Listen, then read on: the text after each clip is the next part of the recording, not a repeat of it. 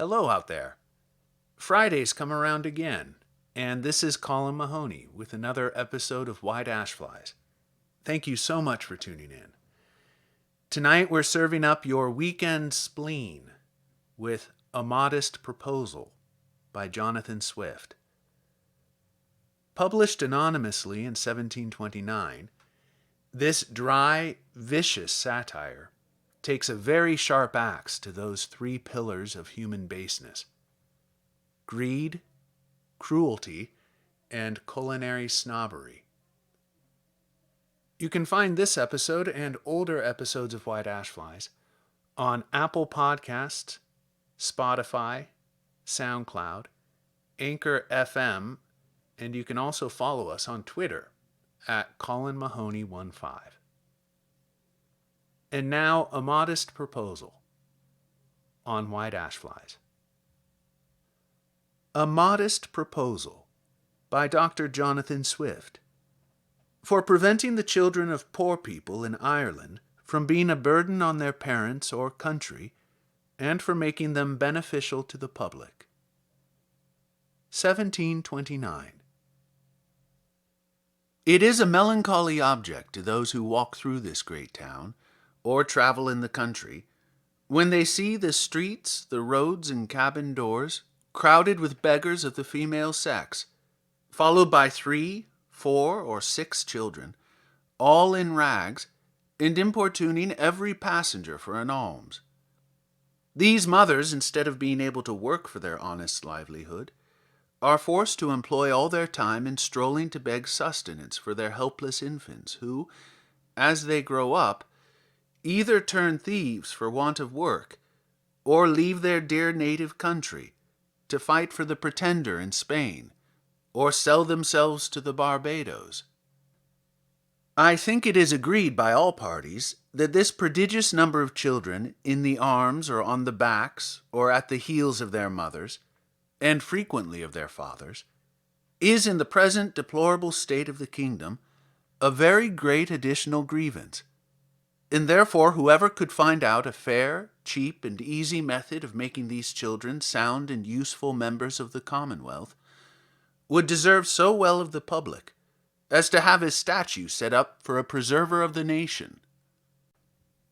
But my intention is very far from being confined to provide only for the children of professed beggars. It is of a much greater extent, and shall take in the whole number of infants at a certain age, who are born of parents in effect as little able to support them as those who demand our charity in the streets. As to my own part, having turned my thoughts for many years upon this important subject, and maturely weighed the several schemes of our projectors, I have always found them grossly mistaken in their computation. It is true, a child just dropped from its dam may be supported by her milk for a solar year, with little other nourishment, at most not above the value of 2 shillings, which the mother may certainly get, or the value in scraps, by her lawful occupation of begging. And it is exactly at 1 year old that I propose to provide for them in such a manner as, instead of being a charge upon their parents or the parish, or wanting food and raiment for the rest of their lives,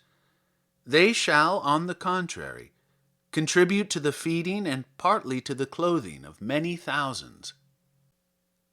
There is likewise another great advantage in my scheme, that it will prevent those voluntary abortions, and that horrid practice of women murdering their bastard children, alas, too frequent among us, sacrificing the poor innocent babes, I doubt, more to avoid the expense than the shame, which would move tears and pity in the most savage and inhuman breast. The number of souls in this kingdom being usually reckoned 1.5 million, of these I calculate there may be about 200,000 couple whose wives are breeders, from which number I subtract 30,000 couple who are able to maintain their own children, although I apprehend there cannot be so many, under the present distresses of the kingdom. But this being granted, there will remain 170,000 breeders. I again subtract 50,000 for those women who miscarry, or whose children die by accident or disease within the year. There only remain 120,000 children of poor parents annually born. The question, therefore, is how this number shall be reared and provided for, which, as I have already said, under the present situation of affairs, is utterly impossible by all the methods hitherto proposed. For we can neither employ them in handicraft or agriculture. We neither build houses, I mean in the country, nor cultivate land. They can very seldom pick up a livelihood by stealing till they arrive at 6 years old, except where they are of towardly parts, although I confess they learn the rudiments much earlier, during which time they can, however, be properly looked upon only as probationers. As I have been informed by a principal gentleman in the county of Cavan, who protested to me that he never knew above 1 or 2 instances under the age of 6, even in a part of the kingdom so renowned for the quickest proficiency in that art. I am assured by our merchants that a boy or a girl before 12 years old is no saleable commodity, and even when they come to this age, they will not yield above £3, or £3.50 a crown at most, on the exchange, which cannot turn to account either to the parents or kingdom, the charge of nutriments and rags having been at least 4 times that value. I shall now, therefore, humbly propose my own thoughts, which I hope will not be liable to the least objection. I have been assured by a very knowing American of my acquaintance in London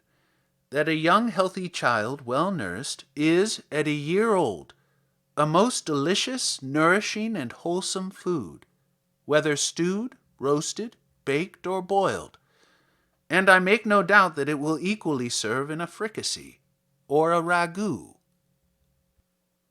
I do therefore humbly offer it to public consideration that of the 120,000 children already computed, 20,000 may be reserved for breed, whereof only 1/4 part to be males, which is more than we allow to sheep, black cattle, or swine. And my reason is that these children are seldom the fruits of marriage, a circumstance not much regarded by our savages. Therefore, 1 male will be sufficient to serve 4 females. That the remaining 100,000 may, at a year old, be offered and sale to the persons of quality and fortune through the kingdom, always advising the mother to let them suck plentifully in the last month, so as to render them plump and fat for a good table. A child will make 2 dishes at an entertainment for friends, and when the family dines alone,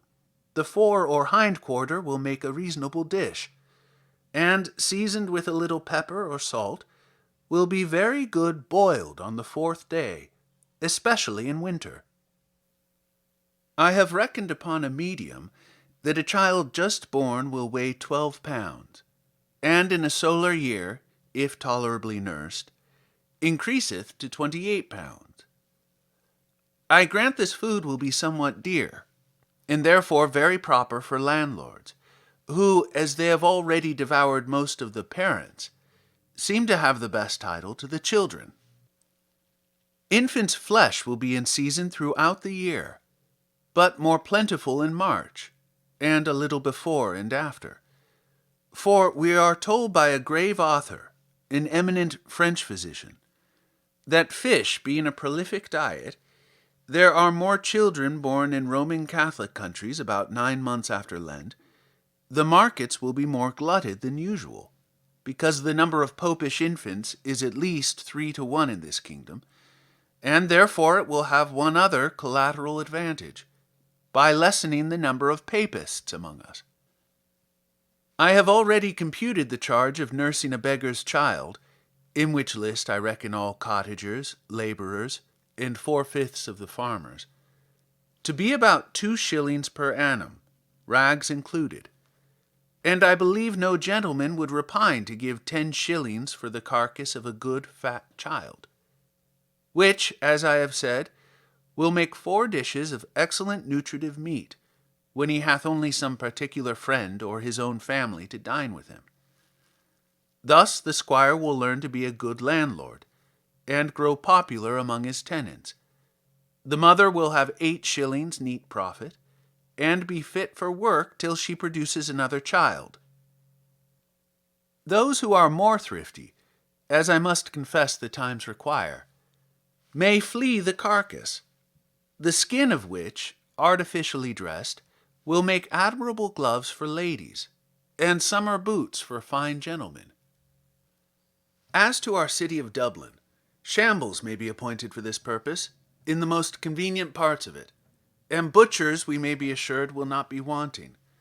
although I rather recommend buying the children alive, and dressing them hot from the knife, as we do roasting pigs. A very worthy person, a true lover of his country, and whose virtues I highly esteem, was lately pleased in discoursing on this matter, to offer a refinement upon my scheme. He said that many gentlemen of this kingdom, having of late destroyed their deer, he conceived that the want of venison might be well supplied by the bodies of young lads and maidens, not exceeding 14 years of age, nor under 12, so great a number of both sexes in every country being now ready to starve for want of work and service, and these to be disposed of by their parents if alive,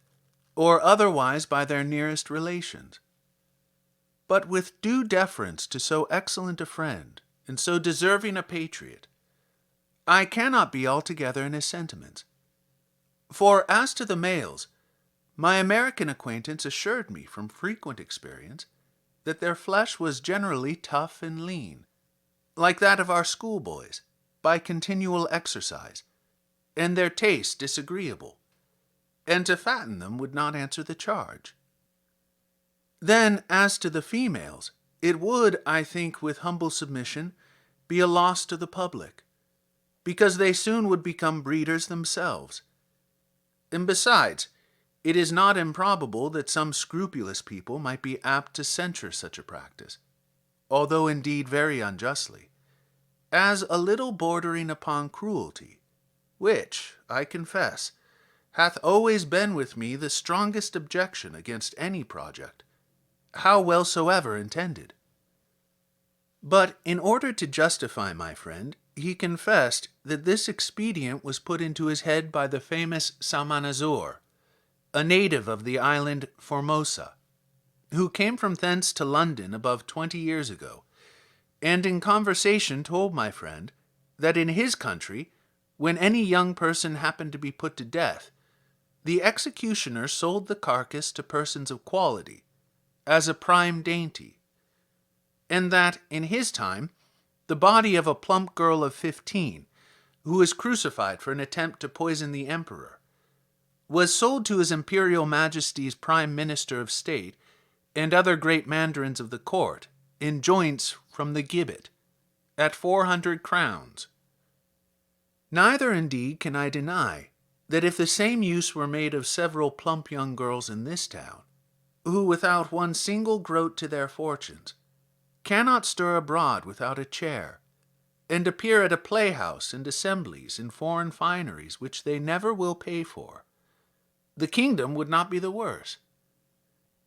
Some persons of a desponding spirit are in great concern about that vast number of poor people, who are aged, diseased, or maimed,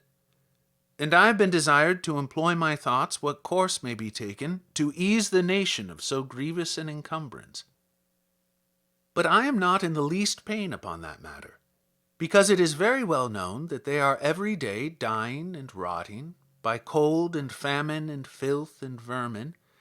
as fast as can be reasonably expected. And as to the young laborers, they are now in almost as hopeful a condition.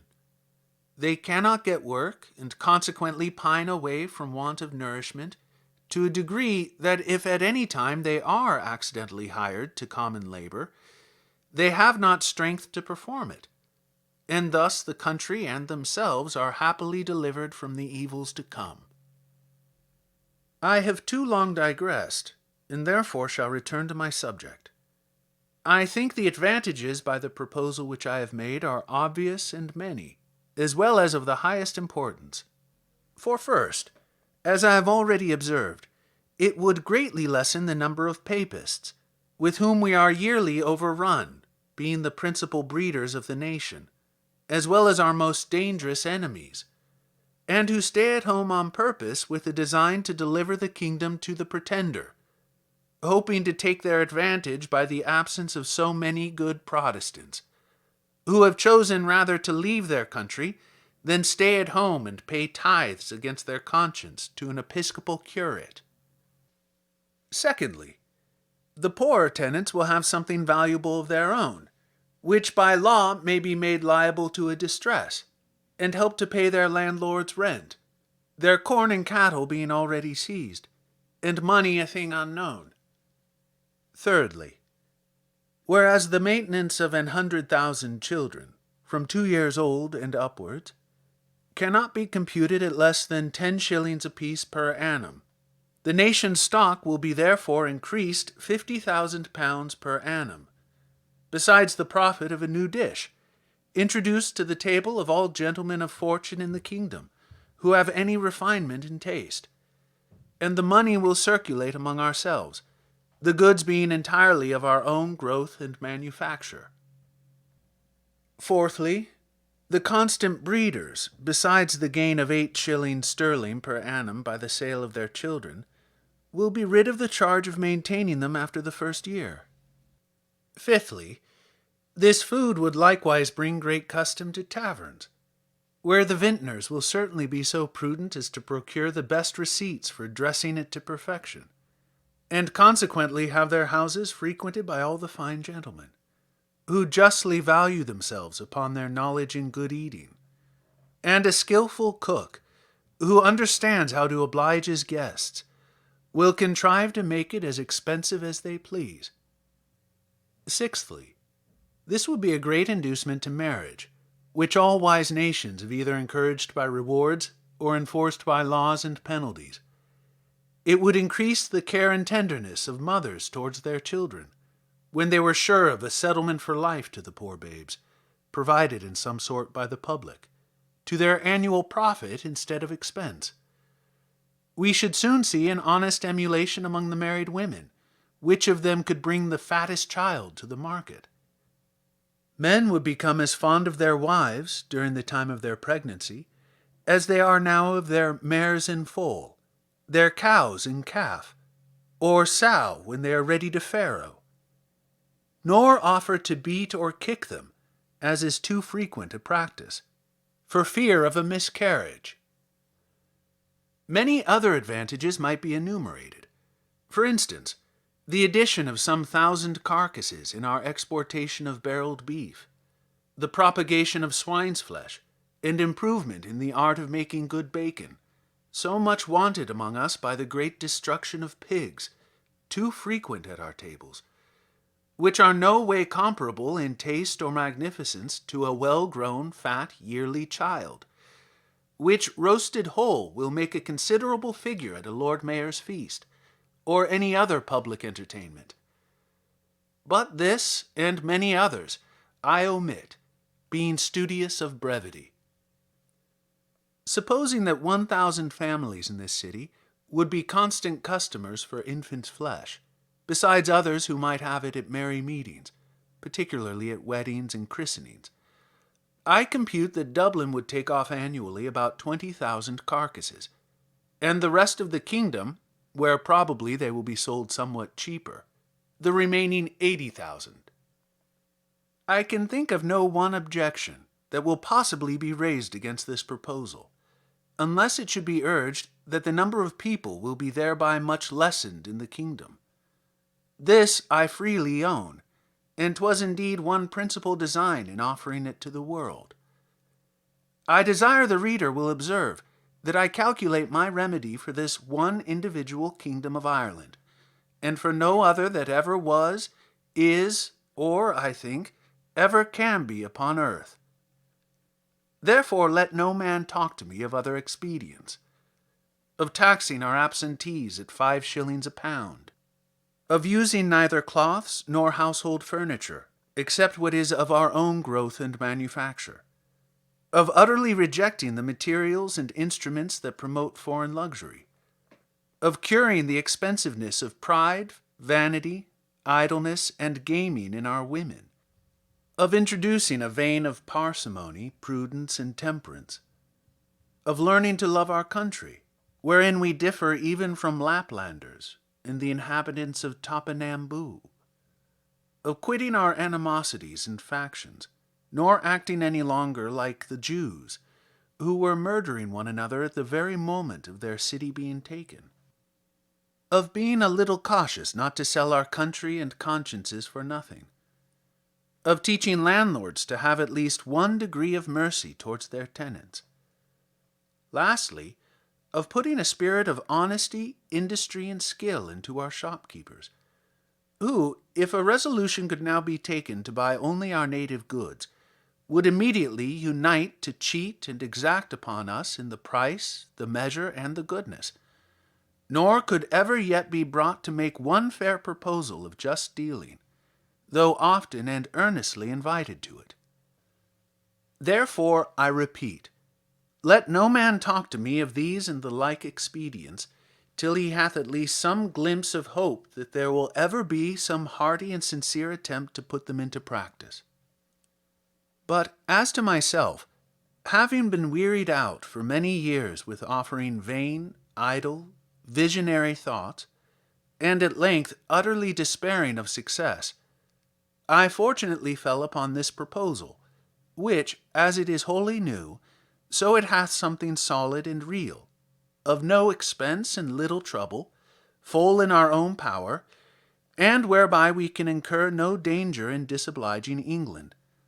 For this kind of commodity will not bear exportation, and flesh being of too tender a consistence to admit a long continuance in salt, although perhaps I could name a country which would be glad to eat up our whole nation without it. After all, I am not so violently bent upon my own opinion as to reject any offer proposed by wise men, which shall be found equally innocent, cheap, easy, and effectual. But before something of that kind shall be advanced in contradiction to my scheme, and offering a better, I desire the author or authors will be pleased maturely to consider 2 points. First, as things now stand, how they will be able to find food and raiment for 100,000 useless mouths and backs. And secondly, there being a round million of creatures in humane figure throughout the kingdom, whose whole subsistence put into a common stock would leave them in debt 2,000,000 of pounds sterling, adding to those who are beggars by profession, to the bulk of farmers, cottagers, and laborers, with their wives and children, who are beggars in effect. I desire those politicians who dislike my overture, and may perhaps be so bold to attempt an answer, that they will first ask the parents of these mortals, whether they would not at this day think it a great happiness to have been sold for food at a year old, in the manner I prescribe, and thereby have avoided such a perpetual scene of misfortunes as they have since gone through, by the oppression of landlords, the impossibility of paying rent without money or trade, the want of common sustenance, with neither house nor clothes to cover them from the inclemencies of the weather, and the most inevitable prospect of entailing the like or greater miseries upon their breed forever. I profess in the sincerity of my heart